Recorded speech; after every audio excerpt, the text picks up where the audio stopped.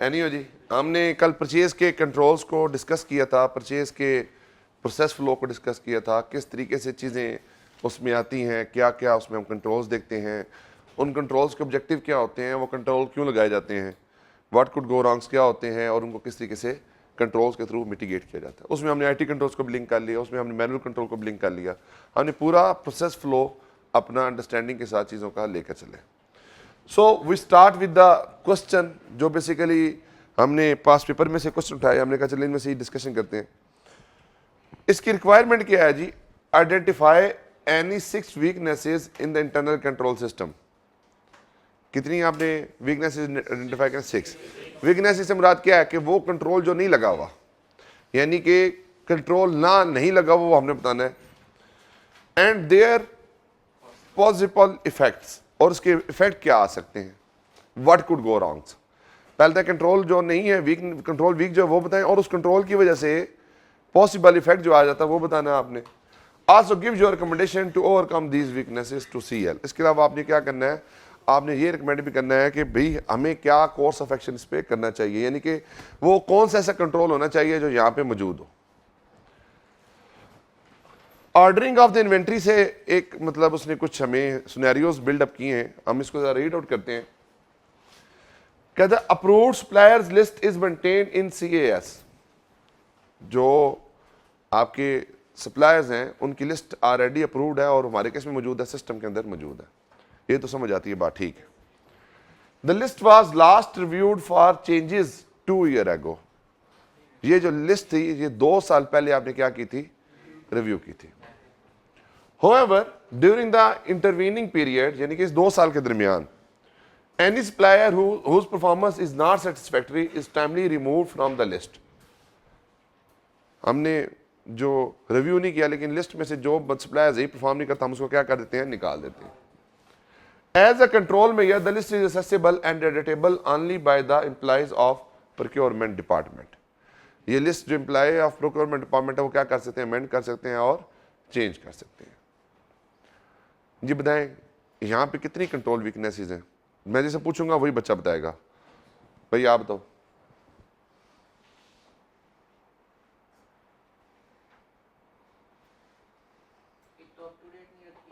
List up to date नहीं है, very good. 2 साल पहले आपने नहीं, अप टू डेट तो कह रहे लेकिन उसका रिव्यू नहीं कर रहे। अपडेट तो कर रहे हैं, हम कह रहे हैं लेकिन हम उसका रिव्यू नहीं करते। तो अब हमें तो नहीं पता कि प्रॉपरली लिस्ट अपडेटेड है या नहीं है। अच्छा, फिर इसका व्हाट कुड गो रॉन्ग क्या हो सकता है? इसकी वजह से इशू क्या आ सकता है? लिस्ट को रिव्यू ना करने की वजह से अनऑथराइज्ड सप्लायर मौजूद होगा, इवन उसकी परफॉर्मेंस क्या होगी? अनसेटिस्फैक्टरी, लेकिन फिर भी उससे क्या चीज हो रही होगी? परचेज हो रही होगी। क्यों? क्योंकि वो लिस्ट रिव्यू ही नहीं हो रही। जब रिव्यू नहीं हो रही तो ऑटोमेटिकली सेम बंदे को दोबारा हमने क्या किया होगा? सिस्टम के अंदर इंक्लूड किया होगा और उससे परचेजिंग भी हो रही होगी। दूसरा पॉइंट आप बताओ भाई। तो इस रिमूवल को किसने रिव्यू किया है? प्रॉब्लम तो ये है जी। दूसरा उस्मान किधर है? आई नहीं। उस्मान बताओ दूसरा इशू क्या है यहाँ पे?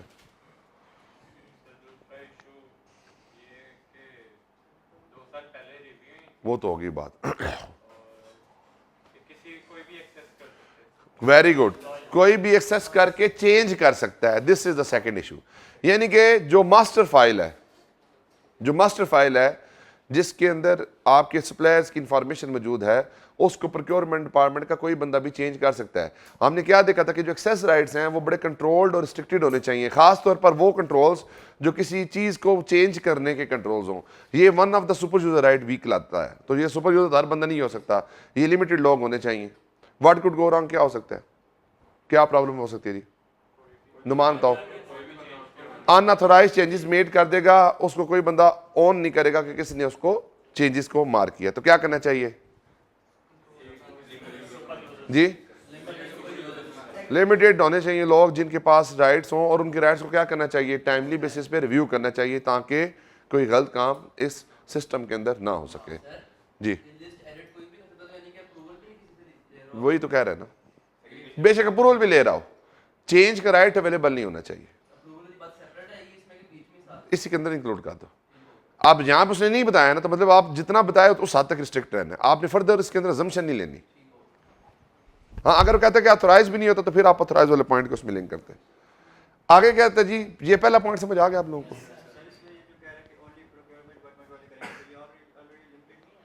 देखो प्रोक्योरमेंट डिपार्टमेंट में जूनियर ऑफिसर 10 हैं, 5 मैनेजर हैं, 10 असिस्टेंट मैनेजर हैं, 2 सीनियर मैनेजर हैं, 1 डायरेक्टर है। टोटल कितने बंदे हो गए? 50 बंदे हो गए। अब आपका एक तल्लक है मेरे साथ, आपने मुझे सप्लायर की लिस्ट में ऐड करना है, आप जाएं वहां पे जाके मेरा नाम ऐड कर दें। फिर हाँ, अगर फॉर एग्जाम्पल ये राइट 2 बंदों के पास होता और वो 2 बंदे फिर अकाउंटेबल भी होते, फिर जो चेंजेस मार्क किए उसके बारे में पता होता, फिर स्पेसिफिक पता होता कि हर रोजाना चेंज नहीं मार्क करनी, स्पेसिफिक इंटरवल्स के बाद ही सप्लाई लिस्ट को अपडेट किया जाता है। हर रोजाना अपडेट नहीं किया जाता, हर 15th of the month, her 30th of the month. समझ आई बात की? वरना तो कोई भी उठेगा, कोई भी चेंज मार्क कर देगा। यहाँ तक क्लियर होगी जी बात? ये आप लोगों ने खुद आइडेंटिफाई किया, मैंने कुछ नहीं आपको बताया, मैं सिर्फ उसको एक्सप्लेन किया further. The inventory control department of CL generate a numerically sequenced purchase requisition. Inventory control department क्या करता है? पीआर इशू करता है, जो क्या होती हैं? सीक्वेंशियली नंबर्ड होती हैं। When the quantity of a particular inventory item reach reorder level, यानी आपको पता है ऑर्डर लेवल होता है, रीऑर्डर लेवल होता है, या आपने EOQs पढ़े होंगे, ठीक है, economic order quantity. PR is electronically forward within the CAS to procurement department. जी क्या इशू है यहाँ पे? कंप्यूटर ऑपरेटिंग सिस्टम होगा CES, या CES कंपनी का नाम होगा, डिपार्टमेंट होगा।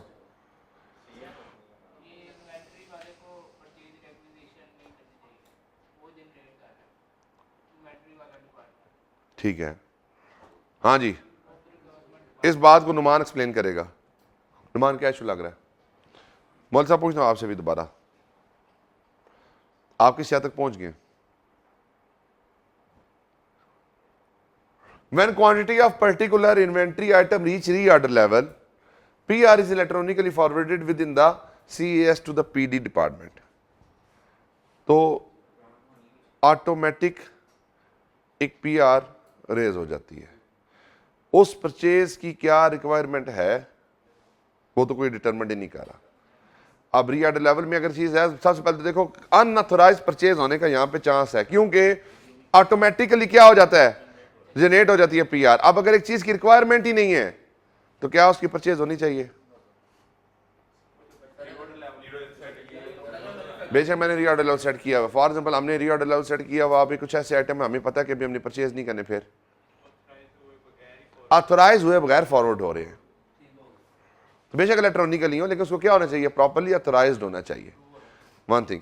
और दूसरी बात जिसने बात की थी कि सेग्रीगेशन ऑफ ड्यूटीज का भी यहाँ पे इशू लग रहा है। सेम डिपार्टमेंट, सेम बंदा PR रेज कर रहा है, वही उसके ऊपर क्वेश्चन बना रहा है, तो ये भी प्रॉब्लम यहाँ पे मौजूद है। अब ये अगर हो जाता है तो क्या प्रॉब्लम हो सकती है? अनऑथोराइज परचेजेज हो सकती हैं। तो यहाँ पे क्या इनबिल्ट होना चाहिए? क्या होना चाहिए यहाँ पे? जब परचेज हो उसको प्रॉपर्ली ऑथराइज किया जाए और सेग्रीगेशन ऑफ ड्यूटीज का कॉन्सेप्ट भी यहाँ पे इनकॉर्पोरेट करना चाहिए।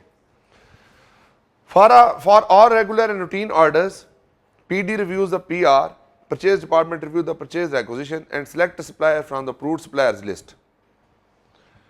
A purchase order having a unique sequential number is then generated for the selected supplier.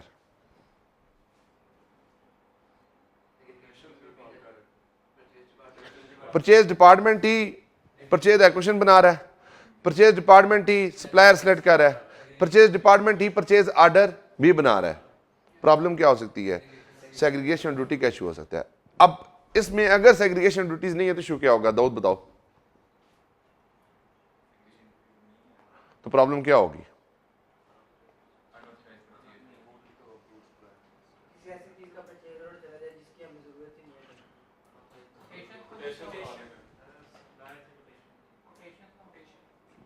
और मैं बेटा अभी आपने क्या बात किया, इशू क्या है? सेग्रीगेशन ऑफ ड्यूटीज का।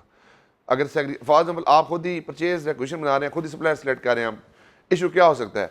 किसी अनऑथोराइज बंदे को सेलेक्ट कर लिया जाए और उसके साथ रेट ऐसे डिसाइड कर लिया जाए जो आपके लिए फेवरेबल हो, कंपनी के लिए क्या हो? अनफेवरेबल हो।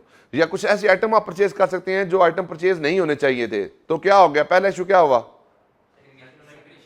सेग्रीगेशन ड्यूटीज की वजह से 2 इशूज हैं। एक पहला इशू क्या है?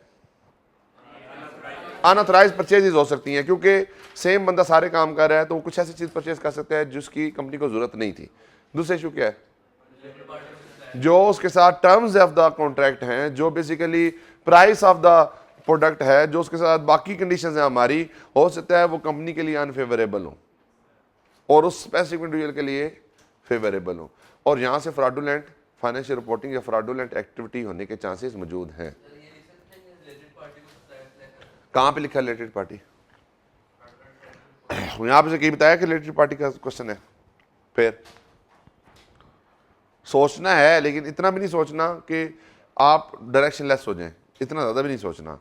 यहाँ पे सवाल किसकी बात हो रही है? यहाँ पे सिर्फ रिलेटेड पार्टी का नाम लिया है, अगर लेते तो आप बात ही करते। अच्छा, for large are out of the order purchases, for large are out of the order purchases, out of the ordinary purchases, a tendering process is carried out by the purchase department. Purchase department उसके लिए क्या करता है? Tender call करता है। Procurement manager invite tenders through an advertisement in newspaper, and the supplier offering the lowest price is selected by the procurement manager.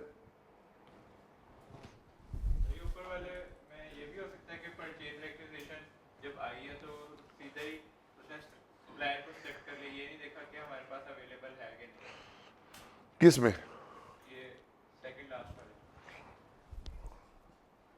पहले दफ़ा हम देख लें, उसके बाद दोबारा आते हैं इस पेपर। ये वाला जो पढ़ है ना, इसकी दफ़ा देख लें, मैं आता हूँ, आपको क्वेश्चन एक्सप्लेन करता हूँ। For large or out of the ordinary purchases, a tendering process is carried out by the procurement department. Procurement manager invite tenders through an advertisement in newspaper, and the supplier offering the lowest price is selected by the procurement manager in consultation with head of procurement. सिर्फ lowest price नहीं होती, बल्कि qualitative factors भी होते हैं। And second factor, same person is calling the tendering process, same person is publishing, same person is selecting, same person is authorizing, and the same again segregation of duties in all the process is not there. Clear होगी जी बात? अब जरा इसका solution देख लें।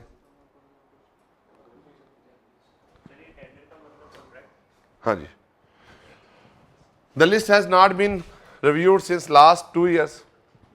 Supplier list is editable by all employees in procurement department. Supplier selected without asking for quotations. There is no segregation of duty in ordering process. Supplier selected merely on the basis of price offered. ठीक है जी, तो बाकी qualitative factors में consider नहीं होते।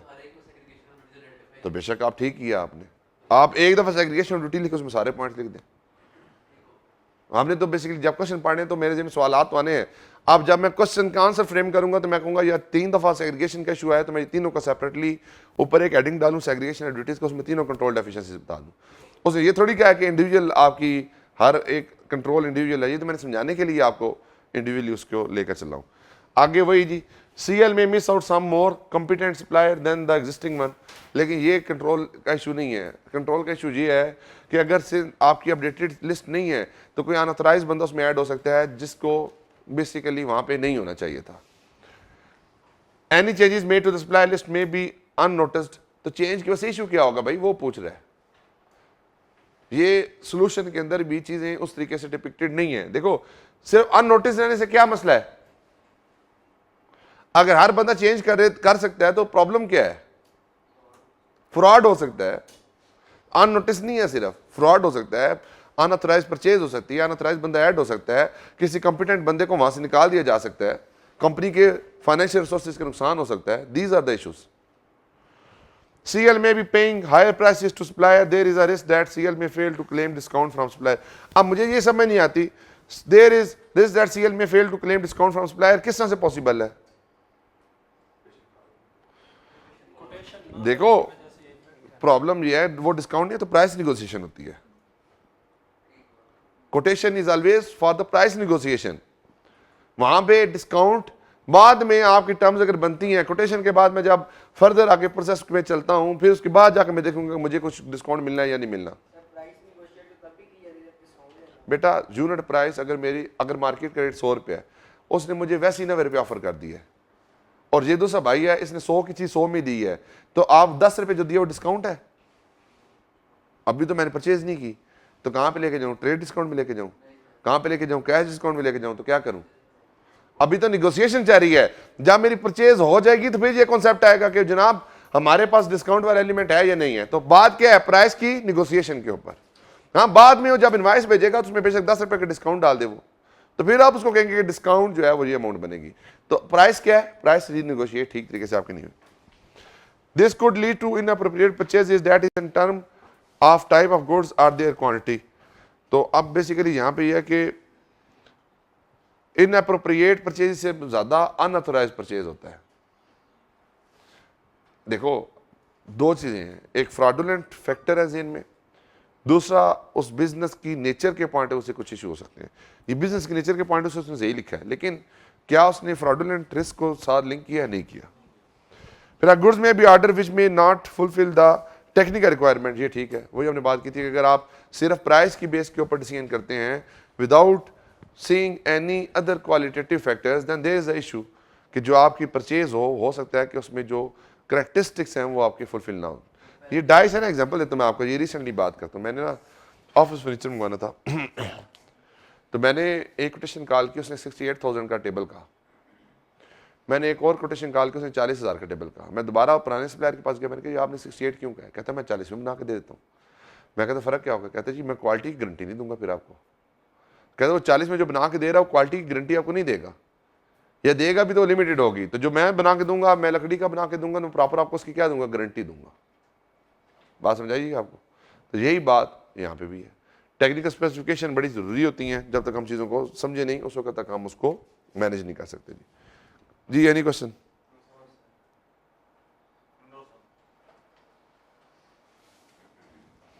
आगे चले जी।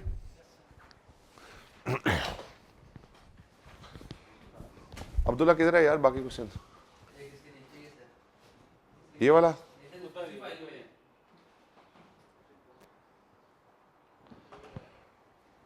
बस इतना सा सवाल। अच्छा जी, what is the requirement? Requirement है identify the weaknesses in the internal control system of AL and their possible effect and give your recommendation to AL। तो अल्टीमेटली सेम रिक्वायरमेंट है जो ऑलरेडी हमने पढ़ी है।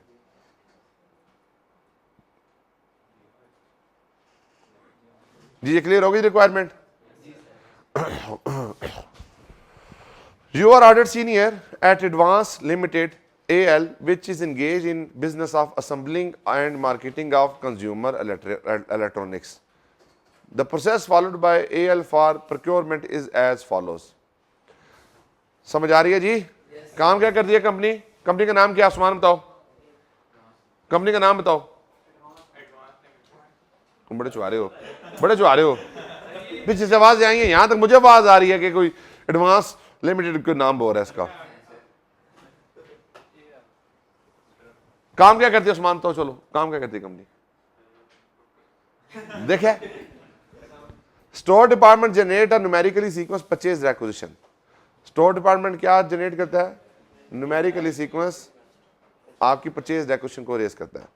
When the quantity fall below reorder level, PR show the name of the good and quantity required and is signed by the store officer. The approved PR is forward to the purchase department for procurement. जी कितने issue है यहां पे? सबसे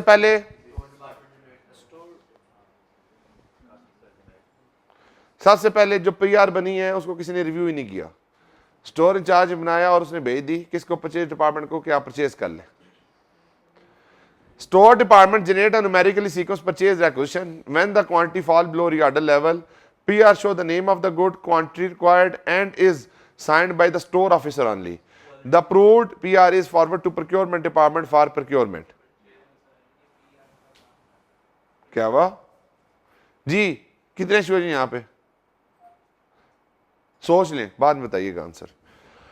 एक मैं question आपके सामने रीड करता हूं, फिर आपने इसका आंसर बताना जी। Purchase department has a list of supplier which was prepared in 2015 by including all the suppliers who had supplied good to the AL during the previous 5 years। Later some of the suppliers were added to the list on the recommendation of the store manager। When PR is received, the 5 most experienced suppliers are contacted and purchase order is issued to the most experienced supplier, provided he agreed to supply the goods on the same price which was paid by AL on the latest purchase. The PO is issued in form of an email by a purchase manager. A copy of email is also sent to the store manager and the finance manager. In case of large or unusual purchases, PR and PO are also authorized by the store manager prior to the sending email. बेटा ये आपको समझ आ रही है? ऊपर से तो नहीं गुजरा? मैं क्यों करवाऊं? सेम पहले वाली बातें हैं, कुछ एडिशनल है जो रैशनल थिंकिंग की बेस पे समझ आनी चाहिए.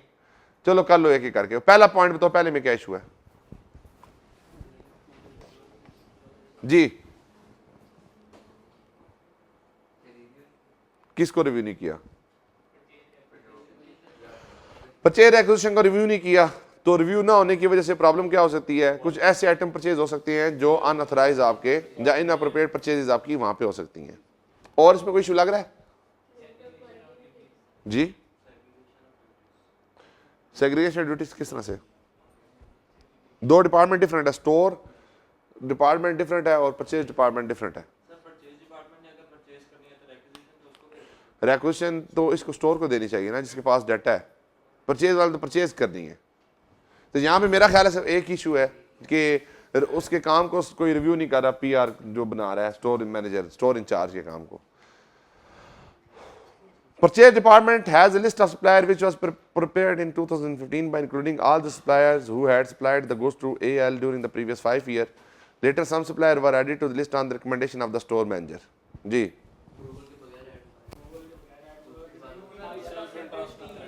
क्या चीज? सेल्फ इंटरेस्ट इशू आ सकता है स्टोर मैनेजर का, क्योंकि स्टोर मैनेजर के सिर्फ कहने के ऊपर चीज़ें ऐड कर दी गई हैं, सप्लायर को ऐड कर दिया गया है. तो हो सकता है कि कुछ ऐसे सप्लायर ऐड हो गए हों जो किसी को स्पेसिफिक एडवांटेज देने के लिए मौजूद हों. और दूसरा इशू क्या है? जो लिस्ट प्रिपेयर की थी वो किस बेसिस पे प्रिपेयर की है? नहीं, all supplier who had supplied the good to A L. हमें क्या पता कि उसमें कौन से अच्छे सप्लायर थे, कौन से बुरे सप्लायर थे, किन्होंने सही काम किया, किन्होंने सही काम नहीं किया. तो वो किस तरह से ऑल सप्लायर्स को कर सकते हैं? तो उसकी क्या होनी चाहिए थी? स्क्रूटनी होनी चाहिए थी. स्क्रूटनी के बाद उनसे हमें प्रॉपरली एक जो है उनके फॉर्म्स फिल करवाने चाहिए थे और प्रॉपर प्रोसीजर फॉलो करके फिर सप्लायर को लिस्ट करना चाहिए था अपने पास. दो इश्यूज आगे, एक और इशू बन सकता है वैसे जी. लिस्ट पुरानी है, लिस्ट को प्रॉपरली अपडेट और रिव्यू नहीं किया गया. समझ आ गई जी बात या नहीं आई? हाँ जी अब्दुल्ला बताओ कौन से 3 इश्यूज अभी डिस्कस किए हैं? बल्कि उस्मान बताओ. ठीक है, ये अभी देखो ये ना ये लाइफों की बेस पे चलता है. Last in first out, last in first out. हाँ जी आप और बताओ भाई. हाँ भाई छोटू तुम बताओ. और तुम्हारे से क्या रूम है? वो तो उसने बता दिया है. देखा कितने चुहारे हैं. आवाज की इशू तो नहीं आ रहा? सही है. हाँ जी देखे चुहारा, चुहारा देख रहे हैं किसी ने? हाँ भाई वो तो उसने बता दिया है. दूसरा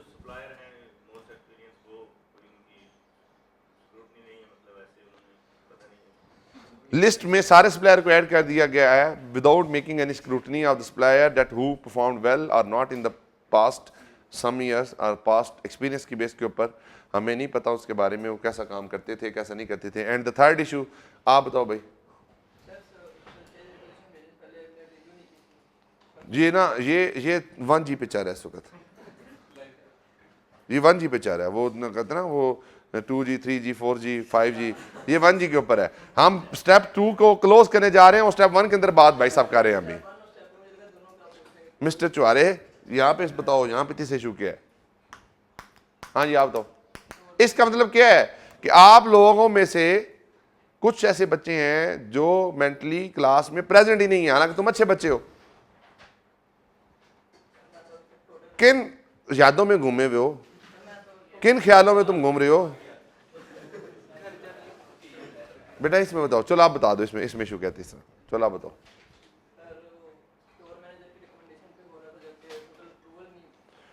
स्टोर मैनेजर की आखने तय कहने तय करने नाल उनकी की तय स्टोर मैनेजर ने जो रिकमेंड किए उन लोगों को ऐड कर दिया। आप कैसे स्टोर मैनेजर था, कैसर का भाई जो है वो सेम गुड्स सप्लाई करता है, कैसर की कोशिश क्या होगी, यार ये मेरा ये जो बंदा है ना ये बड़ी सी गुड्स देता है, ये बेहतरीन, इससे अच्छा कोई काम ही नहीं कर सकता, कर दो ऐड इसको।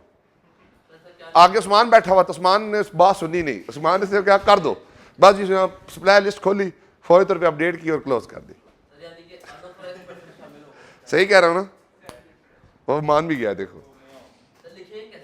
क्या जी, कौन सा, नहीं आप सिर्फ ये कहोगे कि as mentioned in the question, as mentioned in the scenario that list is updated on the asking of on the recommendation of the store manager, which may create some self interest threat of the store manager। उसकी वजह से problem क्या आ सकती है, हो सकता है कुछ ऐसे लोग उसने ऐड करवा दिए हों जो बेसिकली काबिल ही ना हो काम करने के लिए, और उनको सिर्फ अपने पर्सनल इंटरेस्ट के लिए उसने वहाँ पे ऐड करवाया। तो कंपनी को क्या नुकसान होगा, कंपनी को फाइनेंशियल रिसोर्सेज का जो है वेस्ट होगा और वहाँ से नुकसान होगा कंपनी को, क्योंकि वो लोग सही चीज़ डिलीवर नहीं कर पाएंगे, सही टाइम पे नहीं कर पाएंगे, सही क्वांटिटी सही क्वालिटी भी नहीं कर पाएंगे, तो इसलिए यहाँ पे इशू बनेगा। 3 इशूज हमने पॉइंट नंबर 2 में निकाले। मैंने PR इज रिसीव्ड, जब परचेज रिक्वेजिशन रिसीव होती है, the 5 most experience suppliers are contacted and purchase order is issued to the most experience supplier provided he agrees to supply the goods on the same price which was paid by AL in the latest purchase। सबसे क्या चीज उसने सिर्फ क्या बात की है, उसने प्राइस रीनेगोशिएशन के ऊपर तो गया ही नहीं है। हमने क्या किया, जो लेटेस्ट परचेज प्राइस थी, तो जाहिर तो हर बात लाज़िम आप कम होगी हो या मैं रीनेगोशिएट कर सकता हूं। फिर दूसरी बात क्या है कि मैंने सिर्फ उसी सप्लायर से कॉन्टैक्ट किया जो मोस्ट एक्सपीरियंस था। Why the opportunity is not been given to the all suppliers? देखो ना यहां प्रॉब्लम क्या है, सिर्फ मोस्ट एक्सपीरियंस को सिलेक्ट किया जा रहा है।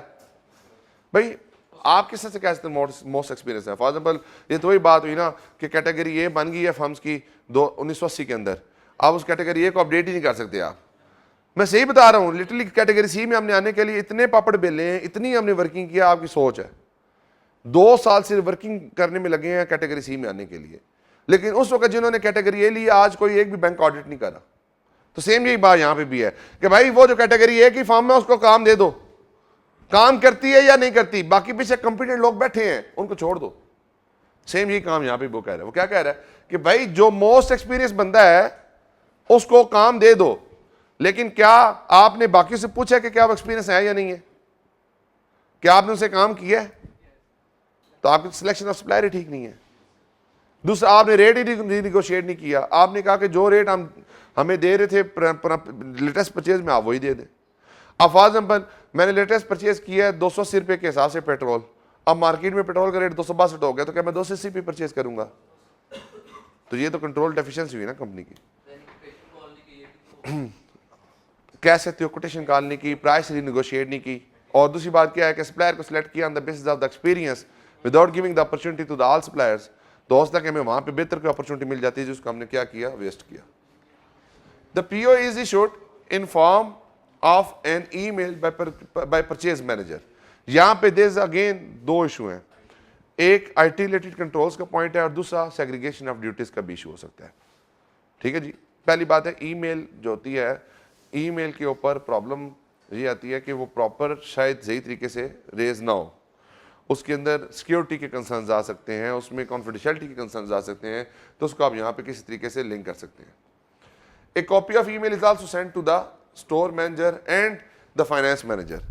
अब यहाँ पे एक प्रॉब्लम है, वो क्या है, अगर ईमेल करते वक्त ही मैंने CC में कुछ ईमेल ID की है तो फिर तो बात समझ आती है।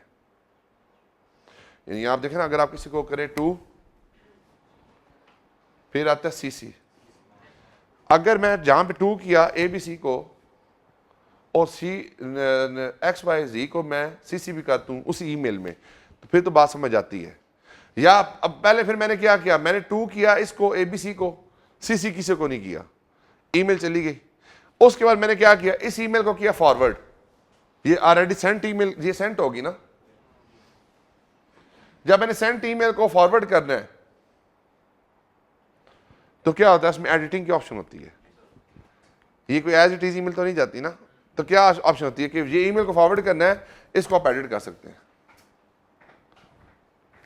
ये बात समझ आई है या नहीं आई? पता नहीं आप इसने ये पॉइंट यहाँ पे इंक्लूड किया या नहीं किया। अगर उसने ईमेल की बात लिखी है तो मेरे ज़हन में तो यही बात आती है। दोबारा पढ़ते हैं। The PO is issued in form of an email by purchase manager. A copy of email is also sent to the store manager and the finance manager. आप फाइनेंस मैनेजर को क्यों भेज रहे हैं? किसको? वो यहाँ पे कहीं लिखा हुआ है। Anyway, in case of large or unusual purchases, PR and PO are also authorized by the store manager prior to sending the email. क्यों नहीं मसला लग रहा? क्या यहाँ पे सेम बंदा, देखो सेम डिपार्टमेंट का बंदा बना रहा है, सेम डिपार्टमेंट ही उसको ऑथोराइज कर रहा है। देखो मैं स्टोर, पीआर किसने बनाई थी? स्टोर इंचार्ज ने। अब अगर अनयूजुअल ऑर्डर तो उसको कौन ऑथोराइज कर रहा है? स्टोर मैनेजर ऑथोराइज कर रहा है। तो क्या सेम डिपार्टमेंट को ऑथोराइज करना चाहिए? डिफरेंट डिपार्टमेंट को ऑथोराइज करना चाहिए। फॉर एग्जांपल के बनाई उन्होंने, रिव्यू किया, उसके बाद फाइनेंस को भेजे, फाइनेंस से बजट की अप्रूवल ले, बजट की अप्रूवल लेने के बाद परचेज डिपार्टमेंट के पास है, परचेज डिपार्टमेंट का जो हेड है वो उसको ऑथोराइज करे। स्टोर मैनेजर का ये काम नहीं है। क्या चीज?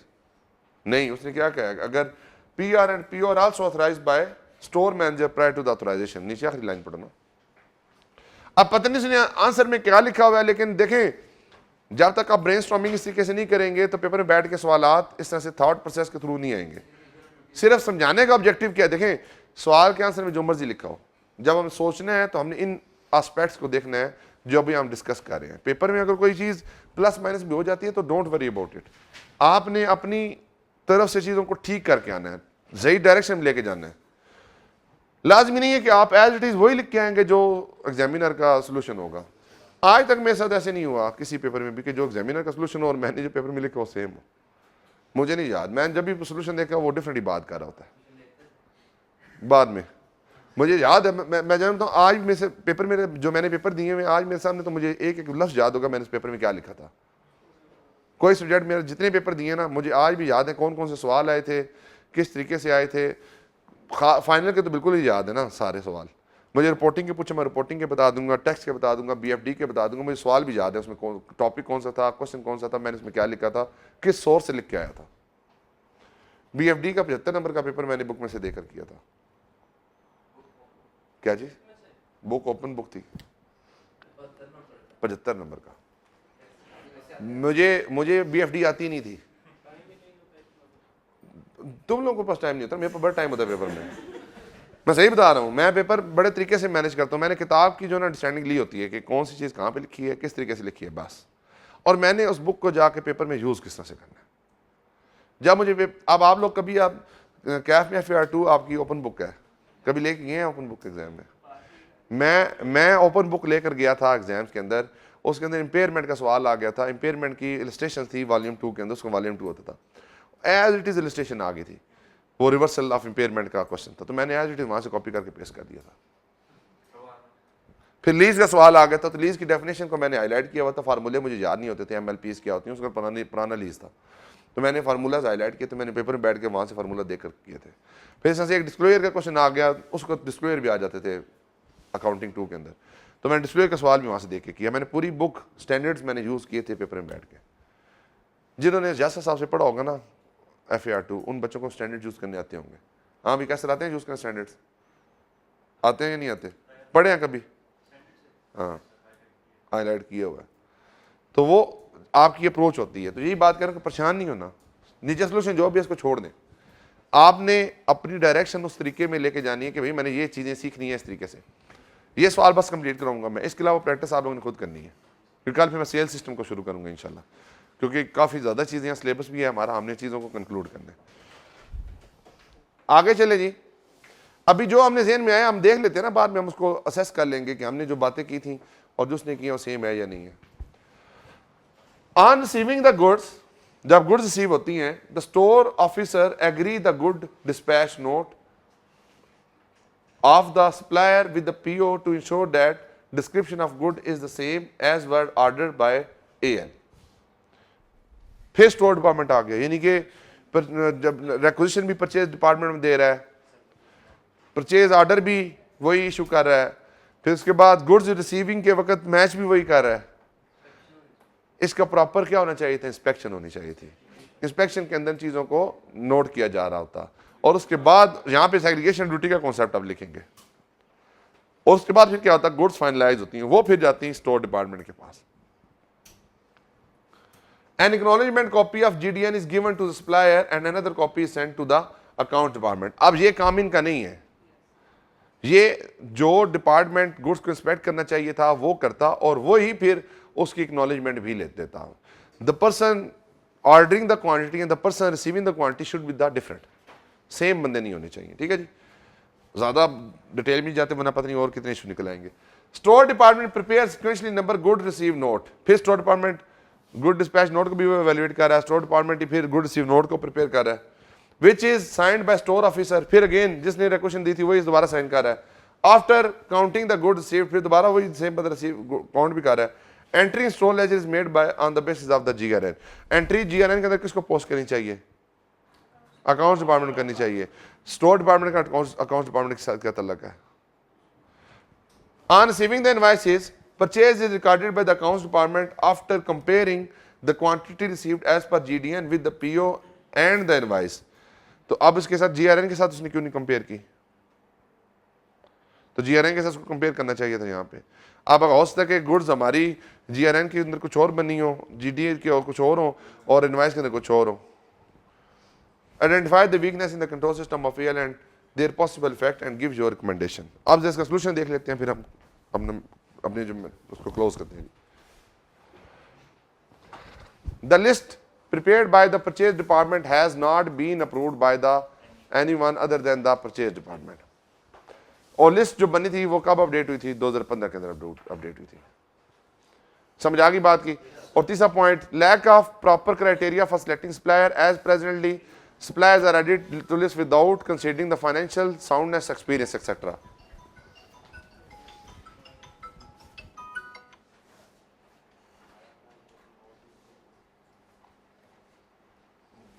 जी बात समझ आ गई आपको। ये तीनों बातें हमने की थी, तीनों यहाँ पे आ गई जी। यहाँ था किसी को इशू 3 पॉइंट्स में।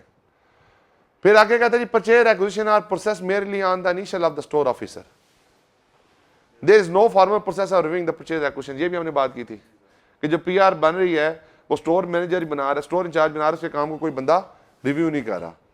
Purchase orders are not pre numbered as they are issued in the form of email. ये हमने आइडेंटिफाई नहीं किया था, ये अच्छा पॉइंट है।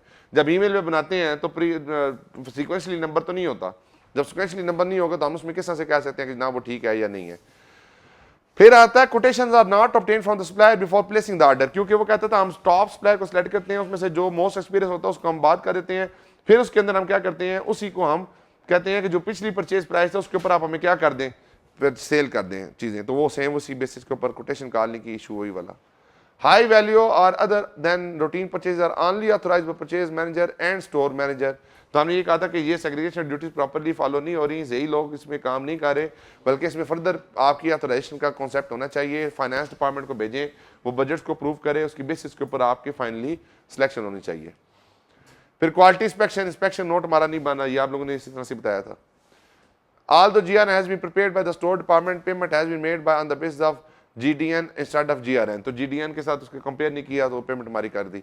इसके अलावा हमने ये कितने से बताए, इसने 9 चीज़ें इशू बताए हैं, हमने कितने आइडेंटिफाई किए थे, हमने 12-13 किए हैं, तो आप सारे लिख दें, लेकिन एटलीस्ट जो यहाँ पे लिखे हैं सारे हमने आइडेंटिफाई किए हैं। लिटरली आप लोगों की प्रैक्टिस अच्छी है, आप लोगों ने इस तरीके से चीज़ों को अंडरस्टैंड किया है, ये चीज़ बहुत बेहतर है। अब इसके साथ हम जो है ना हर एरिया के मैं बेटा 2-2 सवाल क्लास में डिस्कस कर सकता हूँ। देखिए आज तकरीबन हमारे 50 मिनट लग गए सिर्फ ये 2 सवाल को डिस्कस करने के लिए। अब इस डिटर्मिनेशन में अब आप फॉर एग्जाम्पल के आप कहेंगे कि जनाब सिर्फ 2 सवाल हमने परचेज के किए हैं। आज ये सिर्फ 2 सवाल नहीं है, ये 2 सवाल कहने की बात है, कहने में तो मैं 5 सवाल करा दूँ थोड़ी देर में, लेकिन जब तक आपको क्वेश्चन का आंसर डिटरमिन करना नहीं आएगा, उसके अंदर लिखना किस तरीके से है वो चीज़ समझ नहीं आएगी, उसको ब्रेनस्टॉर्मिंग किस तरह से करनी है वो चीज़ समझ नहीं आएगी, तो फिर मेरी क्लास में चाहे 100 सवाल भी करा दूँ उसका कोई फ़ायदा नहीं है। इफेक्टिव 2 सवाल करें, इसकी बेस के ऊपर आप अपनी प्रैक्टिस करें। जहाँ पे आपको प्रॉब्लम लगे, देखें इस सवाल में और जैसे पहला सवाल था कितना फ़र्क है इन दोनों में, कोई खास फ़र्क है, सिर्फ ईमेल का एक एलिमेंट ऐड हुआ है। और एक इंस्पेक्शन का एलिमेंट ऐड हुआ है। ईमेल की वजह से सीक्वेंस टूटी है और इंस्पेक्शन नोट ना बनने से प्रॉब्लम बना है, या तीसरा एक गुड रिसीव नोट वाला इशू था। बाकी सेम टू सेम वही है जो पहले आपने पढ़ा। तो अब ये 2 सवाल नहीं है, ये 1 घंटे की लर्निंग है। आपने ये सोचनी है, क्योंकि मुझे फिर ये होता है कि आप लोग में जाएगी सिर्फ 2 सवाल हमने किए परचेज के, सिर्फ 2 सवाल। ठीक है जी, तो आप लोगों ने प्रैक्टिस खुद करनी है। इसका प्रैक्टिस मटेरियल देख लें, IK की बुक पास क्वेश्चन बैंक का वहाँ से देख लें, किसी टीचर ने कंपाइल किए हैं वहाँ से देख लें। तो इसमें कोई इतराज़ नहीं है, आप कहीं कोई भी बुक यूज़ कर सकते हैं। क्योंकि जो फीडबैक फॉर्म मिला तो उसमें ये लिखा था कि हमें प्रैक्टिस के लिए कोई सोर्स बता दें, हम कहाँ से फीडबैक यानी कि हम क्वेश्चन को अटैम्प्ट करें। तो मेरे मुताबिक देखें, जो मैं क्लास में सवाल करा देता हूँ वो तो है। ओवर एंड अबव आप पास पेपर देखें, पास पेपर कंपाइल्ड हुए हैं किसी के, वो ले लें। ICAP के क्वेश्चन बैंक है वहाँ से देख लें। जो ACCA ICW का प्रैक्टिस मटेरियल तो मैं आपको दे देता हूँ। मेरे पास कुछ क्वेश्चन हैं इसके थोड़े एडवांस लेवल के, वो भी दे दूंगा। मैं बल्कि टेस्ट में आपके साथ जो है ना वो टेस्ट करूंगा, ताकि आप लोगों की लर्निंग समझ आए कि आपने कितना चीज़ों को सीखा। क्लियर होगी जी बात? कोई इशू जहाँ तक जी? आगे सिर्फ बाकी जो 3 सवाल हैं उनको जरा हम देख लेते हैं, वो क्या है, किस टॉपिक पे हैं, किस तरीके से हैं। अब्दुल्ला कौन सी है भाई फाइल दूसरी? ये है, ये क्या है? आटम 13 में आया हुआ ये।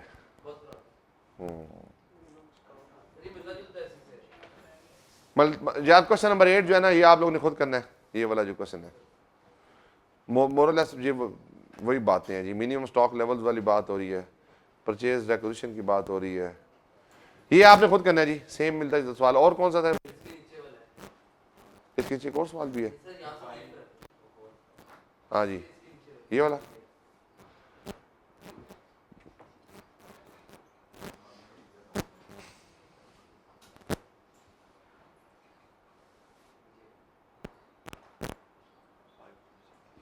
Identify and explain 5 deficiencies. Recommend control to address each of the deficiency and describe tests of control that should perform to assess if each of this control implemented is operating effectively to reduce identified deficiency. हाँ, ये अच्छा एक question है जी। You are audit supervisor of Haley and Company and you are the supervisor of Haley and Company and you are reviewing the documentation describing comment publication, purchases and payable system in preparation of the interim and final audit for the year ended 30th September 2007. The company is a retail book and has 10 store and central warehouse which hold the majority of the company inventory. 10 store है और एक central ware house है। ठीक है जी, जो क्या करते हैं, जो कंपनी की इन्वेंट्री को मेंटेन करते हैं। Your firm has audited comment publishing company for a number of years and as such audit documentation is available from the previous year files including internal control flow charts and detailed purchase and payable system notes. Narrative note भी available है और flow chart, system flow chart available है. As far as you are aware, comment publication system of internal control has not changed in the last year. कोई change नहीं last year से आई. The audit manager is keen for the team to utilize existing system documentation in order to ensure audit efficiency. तो हम जो existing system है उसकी जो audit item को यूज़ कर लेंगे और हम अपने ऑडिट एफिशिएंसी को इंप्रूव कर लेंगे। ज़ाहिर बड़ा टाइम कम लगेगा। An extract from the existing system notes is provided below, यानी कि उसने कुछ एक्सट्रैक्ट्स दे दिए हमें अपने एग्जिस्टिंग सिस्टम के। Extract of purchase and payable system. अब असल बात शुरू हुई है, उसने पहले ऊपर कहानी बताई आपको, अब बात शुरू हुई है जी। Store manager are responsible for ordering book for their shop.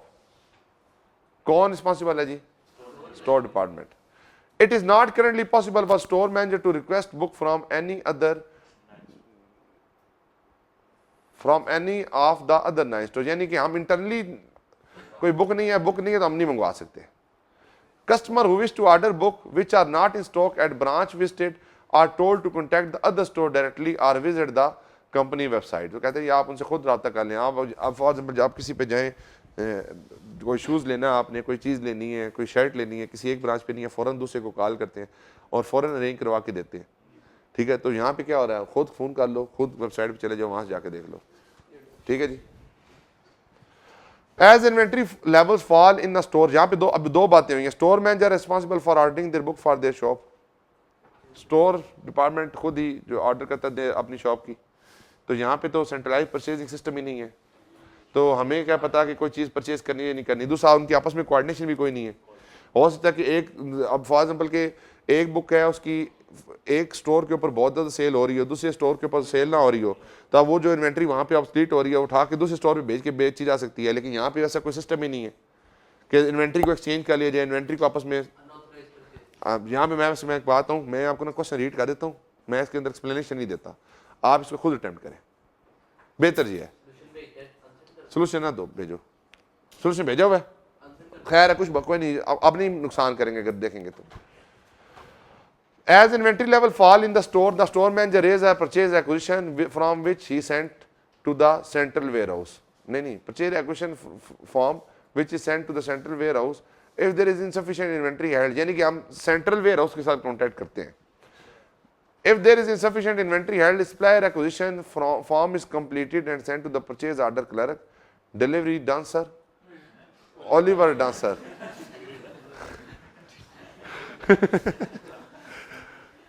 ये जो परचेज ऑर्डर का क्लर्क है ना, उसका नाम ओलिवर डांसर है। For processing he sent any order above $1,000 for authorisation from the purchase director. receipt of goods from supplier are processed by the warehouse team who agree the delivery to purchase order, checking the quantity and quality of good and complete a sequential number good receive note। तो ये जो भी थोड़ी देर पहले हमने ये same point पढ़ा है। The GRN are sent to accounts department every 2 week of the processing, ये भी इशू है। हर 2 हफ्ते के बाद भेजते हैं तो उसके पेबल प्रॉपर्ली बुक्स में रिकॉर्ड नहीं होंगे, और अगर पेबल बुक्स में रिकॉर्ड नहीं होंगे तो आपकी परचेज बुक्स में रिकॉर्ड नहीं होगी। तो understatement of the expenses and understatement of the liabilities are there. On receipt of purchase invoices from the supplier, an account clerk match it to the GRN, same फिर again account clerk आ गया, ऊपर भी account clerk था। The invoice is then sent to the purchase ordering clerk Oliver Dancer who process it for payment। अब ये purchase clerk का तो काम ही नहीं है उसकी पेमेंट को प्रोसेस करना। पेमेंट को किसको प्रोसेस करना चाहिए? द फाइनेंस, क्योंकि वो डांसर है तो इसलिए शायद वो उसको एज दे रहा है। The finance director is given the total amount of the payment list. अब उसको क्या दी जा रही है? इंडिविजुअल वोचर नहीं रिव्यू करवाया जा रहा, उससे क्या कर पूरी लिस्ट अप्रूव करवाई जा रही है, which she authorise and then process the bank payment. तो उसकी उस लिस्ट की बेस के ऊपर वो बैंक पेमेंट को ऑथोराइज कर देती है। Due to the staff shortage in the accounts department, splash statement reconciliation are no longer perform. तो ये तो आपको पता ही होगा स्प्लैश रिकंसिलिएशन स्टेटमेंट्स क्या होती हैं। 5 डेफिशिएंसीज लिखी हैं, मेरे मुताबिक 7 से 8 इसमें मौजूद है। तो अब आप लोगों ने इसमें से डेफिशिएंसी आइडेंटिफाई करनी है और इस क्वेश्चन को अटेम्प्ट करना है। बाद में सोल्यूशन के साथ आंसर देख लीजिएगा। अगर आप अपने साथ सिंसियर हुए तो आप आंसर बाद में देखेंगे, अगर आप अपने साथ सिंसियर नहीं है तो आप आंसर पैरेलल देखेंगे। फिर इस तरह से रिजल्ट्स फिर किस तरह से आएंगे? रिजल्ट आएंगे जो बच्चे आंसर देखकर अटेम्प्ट करते थे उनके रिजल्ट में लिखा होगा रीअपीयर अगेन।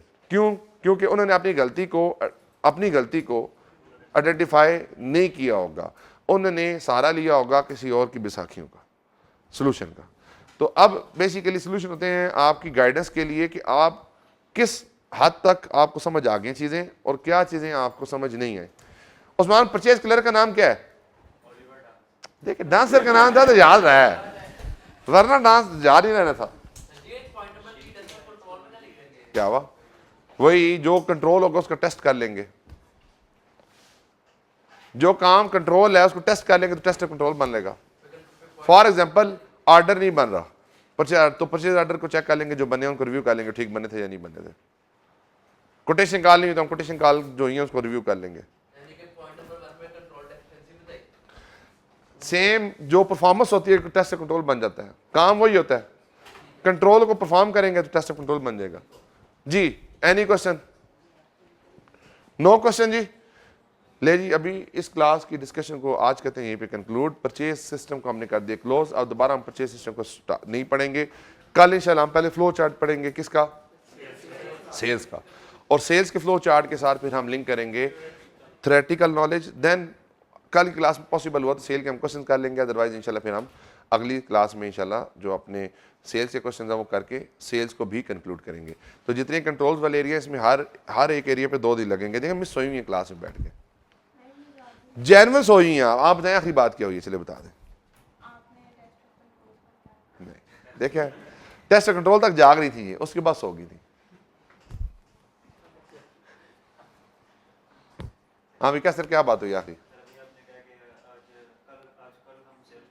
इंशाल्लाह बस ये बात है। देखें सो गई थी, मान गई है सो गई थी। नहीं जी, आज डिस्कशन यहीं पे करते हैं कंक्लूड, मिलते हैं इंशाल्लाह फिर कल की क्लास में, तब तक के लिए अल्लाह हाफ़िज़।